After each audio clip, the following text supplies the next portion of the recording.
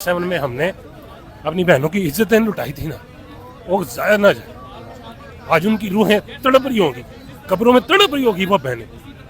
खुदा न हादसा वो हमें कम से कम ये दुखता ना कि हमारी बहनों की इज्जतें लुटी हरामजादे हिंदुओं ने या अंग्रेज़ों ने। यकीन करें अगर ये हालात रहे ना तो ये सारे अमीर हमारी बहनों को रोड पे पसंद किया करेंगे। हमें जज पता क्या बोलेगा कि अपनी दूसरी बेटी बचाओ, इसका केस वापस ले लो, अपना दूसरा बेटा बचाओ। पहला बेटा मार दिया ना जिसने, वो दूसरा भी मार देगा। हमारे कोर्टों में ऐसे हो रहा है। कैवेलरी में एक ऐसा नहीं हुआ था कि एक बेटे ने अपनी बहन के लिए लड़ा, उसको मार दिया गया, कोई सबूत नहीं मिला। आखिरकार उस एक गार्ड की कमीज मिली जिसके ऊपर ब्लड लगा हुआ, फिर फंस गया। फिर उसकी माँ ने कहा था जज साहब को कि जज साहब मेरी बेटी जवान घर में बैठी हुई है, अगर मैंने यहाँ पे खड़ी ली ना वो उसको ले जाएंगे और वो मुझे कह रहे हैं कि तेरे घर से नंगी करके लेके जाएंगे अपने घर तक। वो माँ ने कहा था कि अगर मेरी बेटी की जमानत दे सकते हो ना और मेरी सारी उम्र की जमानत दे सकते हो तो मेरा केस आगे लेके चलो। और जज साहब चुप हो गए थे, जवाब नहीं था। पाकिस्तान की सबसे बड़ी अदालत का जज एक औरत को जिसके साथ ये हुआ हो वो ताकत नहीं दे सकता, उसको हौसला नहीं दे सकता, उसकी हिफाजत नहीं करने का ऑर्डर दे सकता, तो हम कौन से इंसाफ में लेके बैठे हुए? हम इनके खिलाफ लड़ सकेंगे?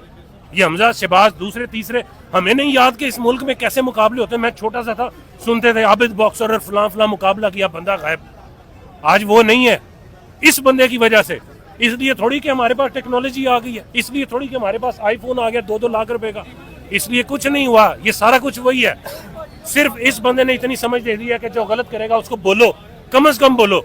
मैं निकला हूं ना बोलने के लिए, मैं हाथ में मेरे गन तो नहीं है, लेकिन मैं बोल रहा हूँ जो मेरा ईमान कहता है, जो मेरे नबी ने तालीमात दी, जो कुरान में पढ़ा, मैं वो करने निकला हूँ। इस बंदे ने मुझे बताया कि गलत हो, कम से कम बोलो, ताकि क़यामत वाले दिन ये ना कोई बोले कि ये उल्लू का पट्टा बड़वा चुप करके बैठा हुआ था और हमारे सामने मुल्क में ज्यादतियां हो रही थी।